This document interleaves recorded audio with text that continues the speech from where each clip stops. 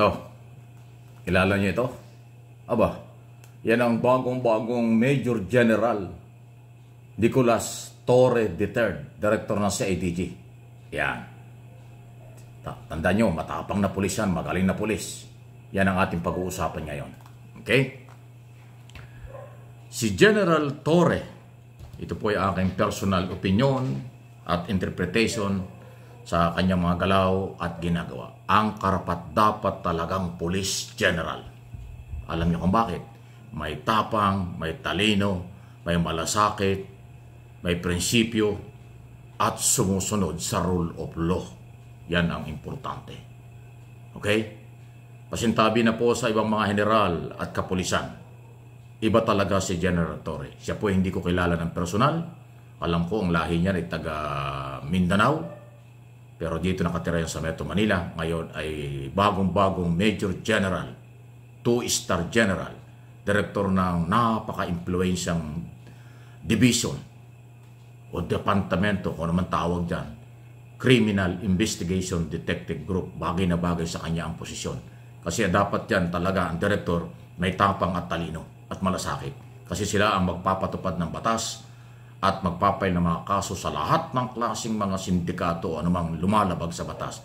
Politiko man o hindi, negosyante o sibilyan, lahat yan pag labag sa batas, sila po yung haharap.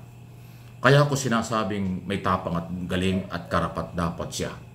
Kasi ito pong lately na kanyang ginawa na sunod-sunod. Marami siyang kinasuhan before DOJ ng inciting to sedition at iba pang mga criminal cases.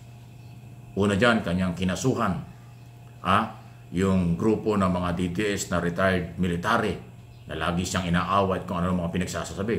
Si Dado yata yun. Inciting to sedition. Mga vlogger na involved doon sa paninira sa kanya na kanyang ipatupad ang court order, warrant of arrest laban kay Kibuloy noong nakaraang taon. Kinasuhan din niya ng inciting to sedition. Mga vlogger at iba pa. Tapos, ito, pinakahuli, siya lang ang nakagawa na siya ang nag-file ng kaso sa dating kanyang Commander-in-Chief, dating Pangulong Rodrigo Roa Duterte. Kinasuhan ng inciting to sedition dahil naman sa kanyang sinabing pagpatay sa mga senador at pagpapasabog sa Senado. Sumunod, isa rin sa kanyang kinasuhan ay yung vlogger na Maka Duterte na nagpalabas ng fake news, nagpalabas ng picture na siya ay nakakonfine sa ospital at may sakit. Hindi naman totoo. Fake news talaga. Tapos nakakuha siya ng search warrant, ni-raid yung bahay ng vlogger. Nakuha yung laptop, cellphone at iba pa. Pati siya inimbitahan. Ganon po ang dapat isang police officer. Yan ang police na kailangan natin.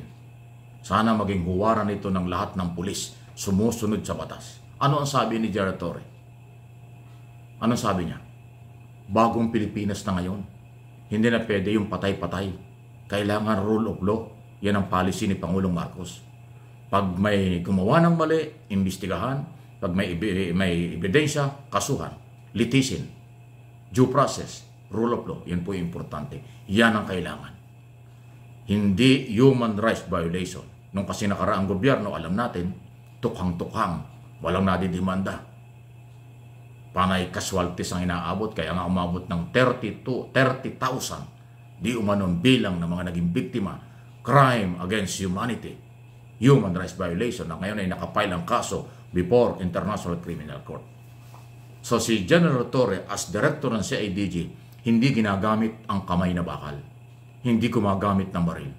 Ginagamit ay ang matapang na batas.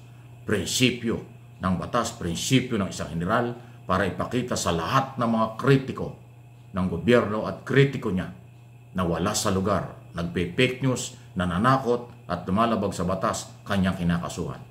Yan po ang karapat-dapat. Ayaw ko lang pangunahan pero hindi naman masamang sabihin ko.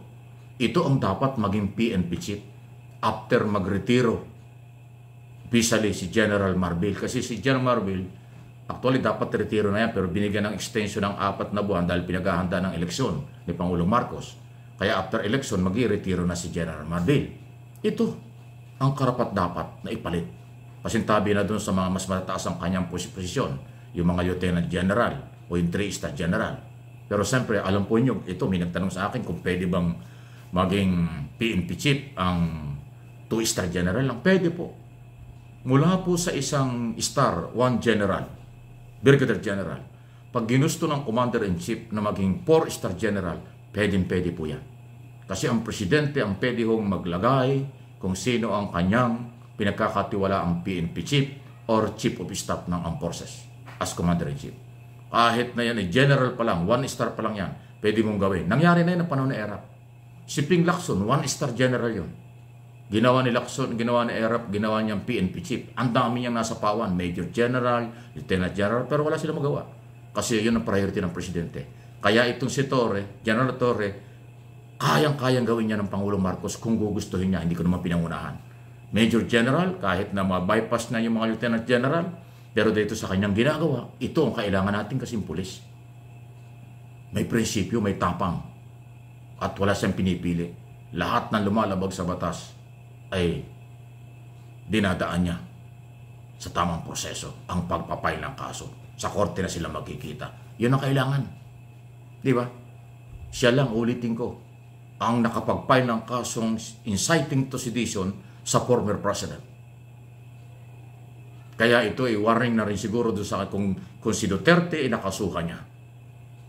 At pag yan, nagkaroon ng warrant of arrest, malamang siya pa rin ang mahuhuli niya.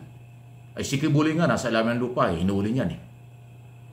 Yung pa kaya mga vlogger, ngayon nag-iiyakan yung mga vlogger, binabati ko si Torre, sige, banatan nyo na banatan si Torre, bahala kayo.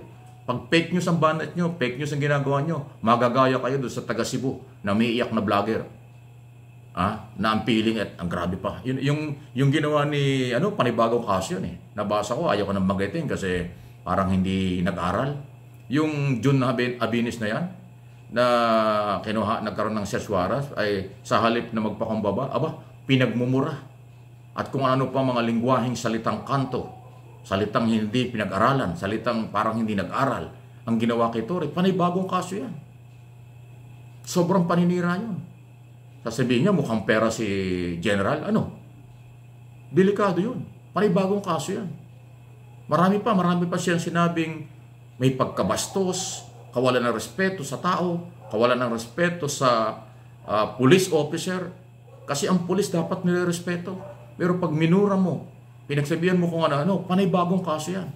Kaya malamang pag napag-aralan ni General Torre, yung sinabi na naman ng vlogger na kanyang nagpalabas ng fake news kaya siya inakasuhan, panibagong kaso ang aabutin nun. Ayan. Kaya pag itong si Torre ay ginawang PNP chief, maraming madidisiplinang vloggers na wala sa hulog, pera-pera lang. Maraming politiko, maraming mga kritiko ng administrasyon mananagot sa batas pag ito ang naging PNP chief.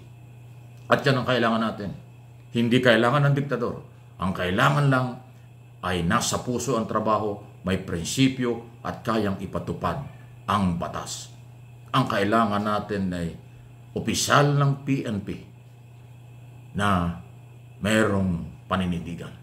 At panindigan ang no one is above the law. Ignorance of the law excuses no one. Yan lang po.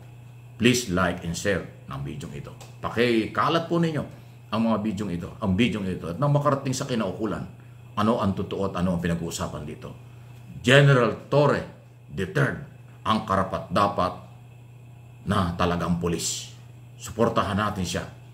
Alam niya ang kanyang ginagawa para sa bayan.